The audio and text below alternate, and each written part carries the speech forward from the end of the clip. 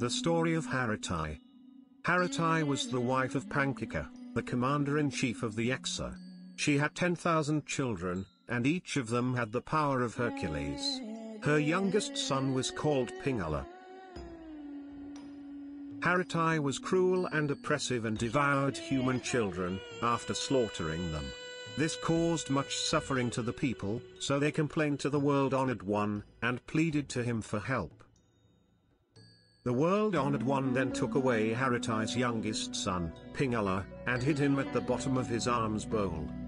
After desperately searching in vain for her missing son throughout the universe for 7 days, upon hearing that the Buddha was all-knowing, Hariti went to the Buddha's place, to ask for his help. The Buddha told her, "You have 10,000 children and lost only one of them. How come you have become so distressful and have tried to search for him? Could you imagine the suffering of the parents whose only child or whose 3 or 5 kids had been killed and devoured by you?" Hariti then said to the Buddha, "If I can have Pingala back, I will no longer kill any of the kids in the secular world." The Buddha then allowed Hariti to see Pingala, who was under his bowl. Hariti exhausted her psychic powers trying to get Pingala but failed to do so. Hariti then begged the Buddha to release her son. The Buddha told her, "If you can take the 3 refuges and the 5 precepts and do no more killing for the rest of your life, I will return your child to you."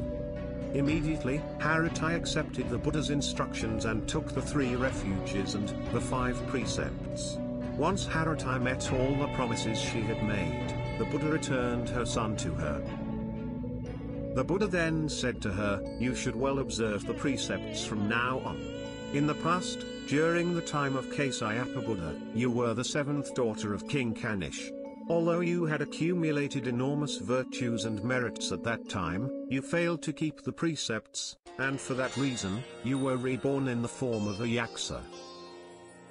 The lesson to be learned from this story is that we should not do to others what we do not want them to do to us.